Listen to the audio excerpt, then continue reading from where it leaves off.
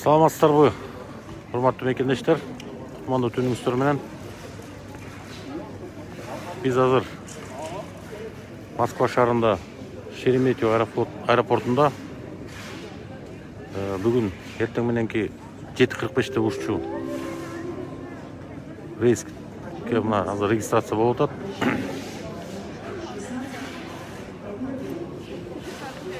Бүгүнкү учуп кетчү рейс боюнча маалымат берип койсок, элчилик тарабынан 4-5 күндөн бери рабочий группа иштеди. Элчиликке келип түшкөн 1,5 миңдей боюнда бар балалуу айымдардын ичинен комиссионно карап 372 адамдын тизмеси Аэрофлот компаниясына берилди.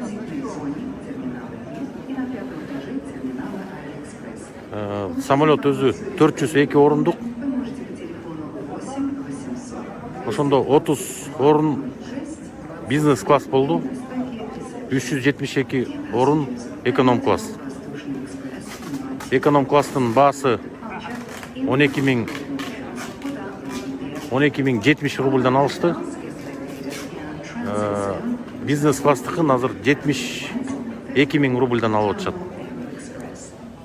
Бизнес класска бүгүн саат кечки 6-да бердик. Бизнес класстын биз берген список боюнча 22 адамдын списогун бердик. Ал жерде дагы аялдар, балдары менен боюнда бар. Анан 1-2 апа бар, возрасттагы, жашы улгайган. Анан ошонун ичинде Россия Федерациясынын Кыргызстандагы элчилиги эртең менен элчинин атына кат жөнөтүшкөн. Алар дагы 7 кишинин тизмесин беришкен. Алар Аэрофлот менен сүйлөшүп, ошо бизнес класстан 7 киши Орусиянын жарандары учуп баратат. Ошол кишилердин 2 жаран бул жерде турат.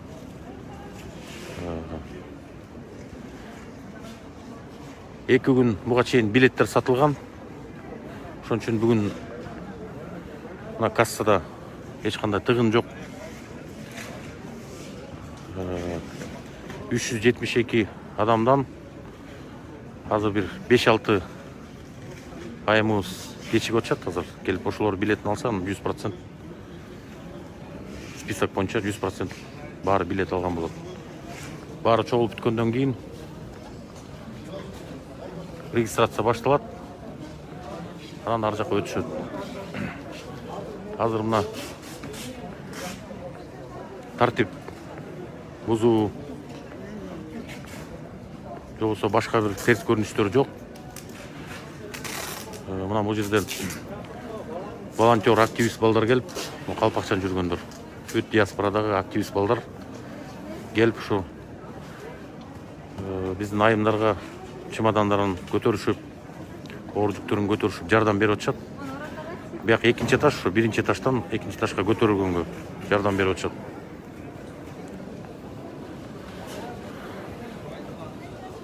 Эшиктин алдынан узатып келген узатуучуларды балдар жакшы туура түшүндүрүп, узатып келгендер андан ары кетип атышат дагы. Мына монда активист балдар чемодандарын көтөрүп жардам берип атышат.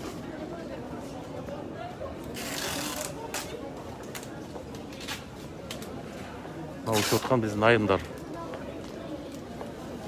Бул жерде 80% боюнда бар айымдар. Буюрса биздин кыргыз элинин санын көбөйтчү айымдар десек болот. Мына буюрса Кыргызстанга аман эсен жетишсе, көбү 1 айдан кийин, 10 күндөн, 15 күндөн кийин буюрса көз жарабыз деп турушат. Аман эсен жетип алсын. Мында мына 372 биз берген тизменин негизинде 100% Кыз келиндер, эжелер, карындаштар учуп жатышат. Дагы бир жолу айта кетейин, ушу 372 адамдын ичинде бир дагы эркек жок.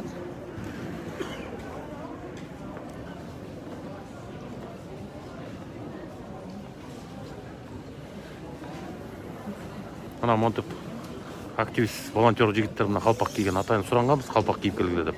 Топ айырмалап туралы деп. Мында келип жардам берип, мына экинчи этажга чейин көтөрүп берип, эшиктин алдында жыр устуда турушат.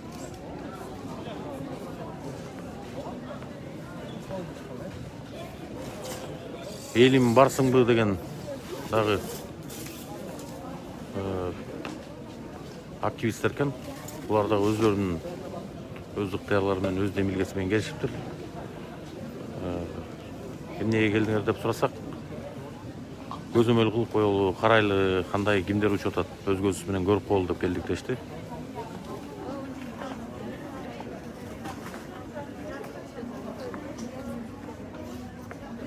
Баары ачык, айкын. Кийинки рейс Кудай буйрса июнь айынын башында болот деп ишенип атабыз. Ниет кылып атабыз, буйрса ошондой болуп калат деп. Ошол рейсте кийинкилерде катуу ооругандарды кошолу деп пландап атабыз. Ушул боюнда бар кош бойлуулар балдары менен биргеликте 400 кишинин ичинен ооругандарды да кошолу деп. Анткени бул жолу абдан көп кайрылуулар болду. Чындыгында катуу ооругандар бар экен.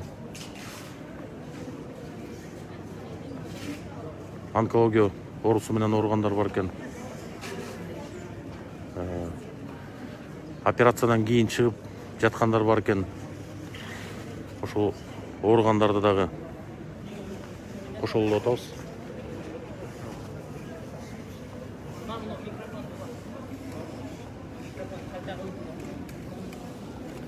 Кандайсың, жакшыбы? Жакшы. Мына мондай активист жигиттерибиз да келишиптир. Жалпы мекендештер, Кудай буйрса бүгүн мекендештерди Кыргызстанга узатканы келдик. Албетте, ошондо учурдан пайдаланып, азыр кандай кетип атканын эртең жаңылыктардан көрө аласыздар. Биз дагы тартып сиздерге көрсөтөбүз. Келечектеги мына блогер YouTube канал ачып, ошол каналын ушу Москвадагы кыргыздардын жаңылыктарын көрсөтүп турам деп атат. Байыш деген инибиз болот. Майышыбы каналынан көрө аласыздар. Эртең жаңылыктарды коебуз, таар менен. Жакын микрофон.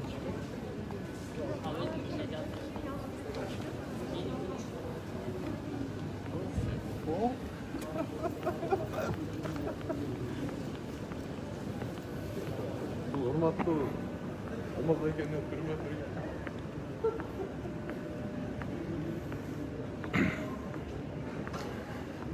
Бул жерде да күтүп отурушат. Балдар менен.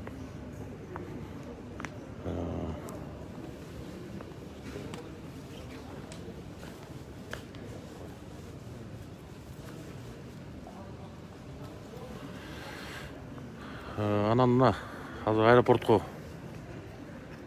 Екатеринбург шаарынын генеральный консулунун кадатайствосу менен келиптир. Пока биз азыр чечим чыгара элек, комиссия келип мына кайрылып атат. Ушул жигитибиз абдан акыбалым оор, бизнес класстан билет алганга шартым бар деп суранып атышат. Мына туугандары менен келишиптир. Списокко кирген эмес, мына ушул жерден келип суранып атышат. Ушул бизнес класста место болсо кошуп ийгиле деп суранып атат. Сиздин диагнозуңуз кандай? Эмнеге кайрылып атасыздар буяка? Механический жылтуха. Ошол операцияга срочный. Жок, бияктан операция болдуңарбы? Бияктан операция ачып эле кайра жаап коюшту. Бияктагылар биле албай коюшту да. Кыргызстанда билеткен, анан Боткинский больницада 650 миңден өйдө операция кылынат экен негизичи. Операция. Анан 650 миңин жок болгонуна байланыштуу Кыргызстанга чалсам, Кыргызстан мен болгон диагноздорумду бияктан анализдеримди жүргүм. Кыргызстанда кылынат экен ал операция. Атыңыз ким болот? Нурбек, фамилиям Намазов. Нурбек мырзаныкы камерадан көрүнүп атабы, көрүнбөйлүбү билбейм. Өңү мына сапсары экен, мына сарык орусу менен. Бирок мына биякта биздин эки врач жүрөт. Сарыгында Врачты чакырып коесуңарбы? Азыр справкаларын көрүштү, жугуштуу эмес деп атат. Азыр мына комиссия барып чогулгандан кийин дагы бир жолу талкуулап, ушул жигитти место болсо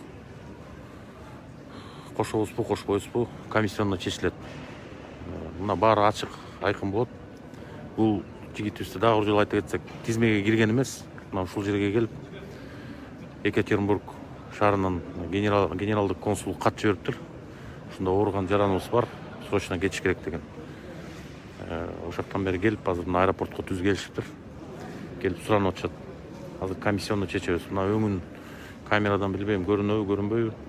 Бирок өңү аябай саргарып турат.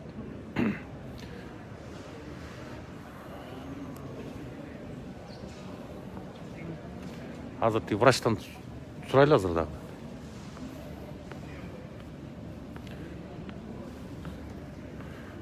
Шереметьево аэропортунда терминал F, бул ички каттамдар, Россиянын ичиндеги каттамдар жүргүзүлчү терминал. Терминал D жана эл аралык терминал жабык. Азыр только ушул терминал F'тен учуруп атышат. Бул ички каттамдарды учурчу терминал. Бул терминал чакан кичинекей терминал. Ошондуктан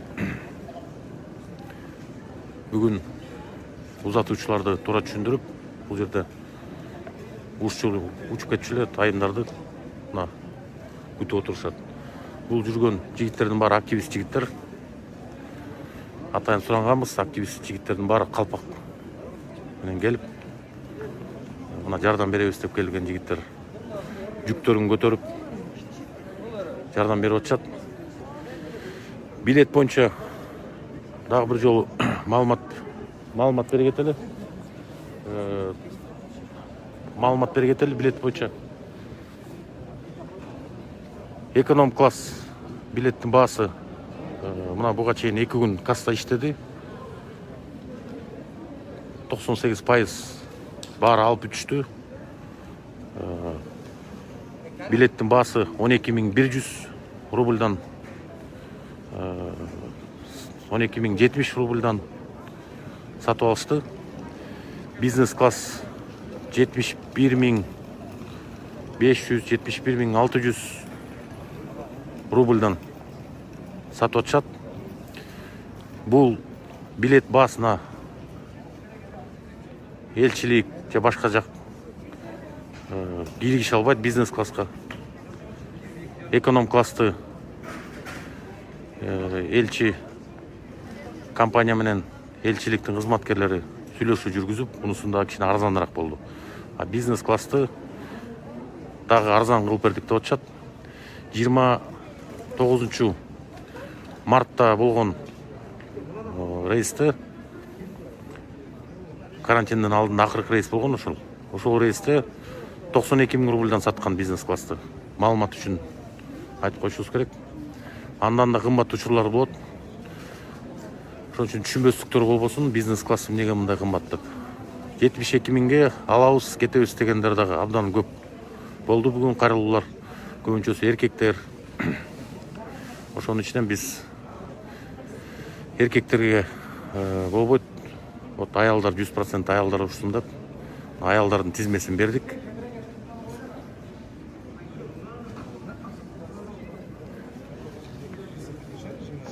Мына биздин врач эжекебиз баягы комиссияда отуруп иштеп, ошо ар бир справканы бирден карап, эки биздин медик эжекелерибиз иштеди, биздин ушу мед клиникаларда иштегендер.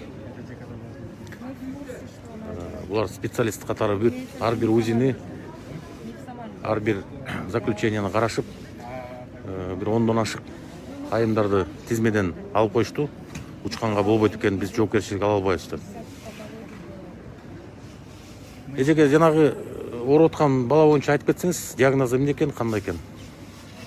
Там идет гепатит, не уточненной этиологии. Потом идет острая язвенная болезнь, кровотечение. Потом под вопросом альвеококоз, образование печени. Вот. Он поступил 10 мая в больницу с желтухой, и его обследовали на все инфекции, в том числе и на ковид, у него отрицательный. Взяли на кровотечение, остановили,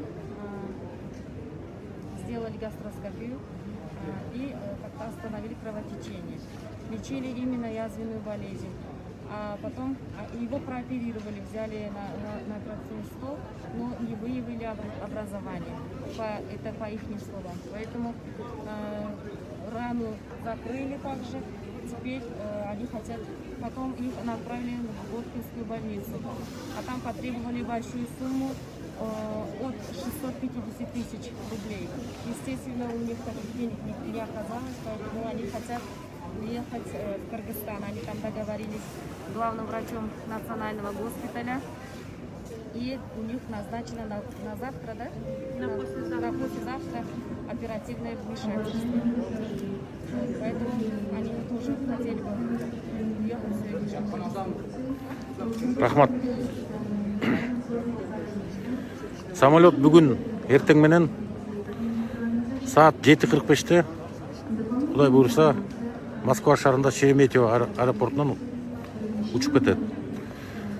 Самолет 402 орындық Аэрофлот компаниясының чоң Боинг самолету.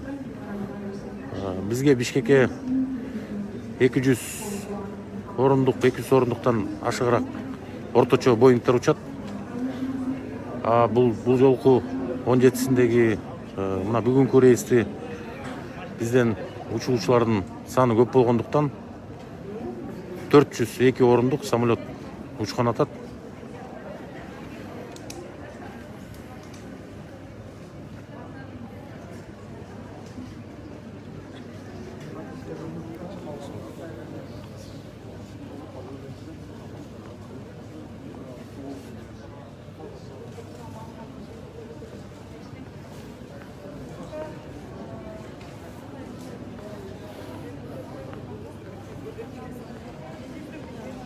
Мына дагы активист,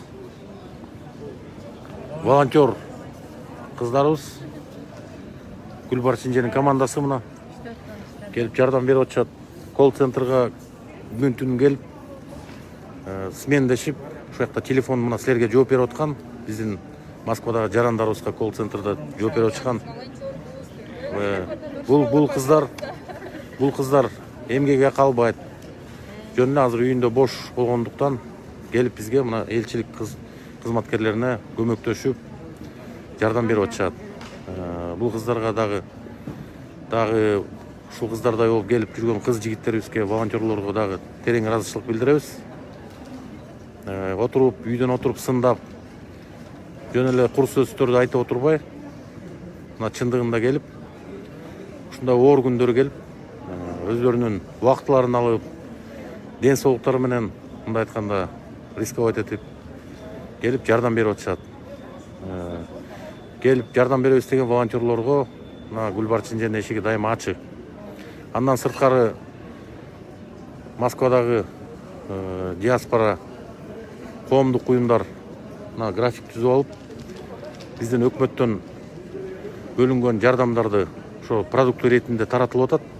Күнүнө 300 кишиге чейин таратылып атат. Ошону график түзүп алып, ар бир коом уюмдар өзлөрүнүн машиналары менен, өзлөрүнүн бензиндери менен адрестерди алып, продуктларды таратып атышат, азык-түлүктөрдү.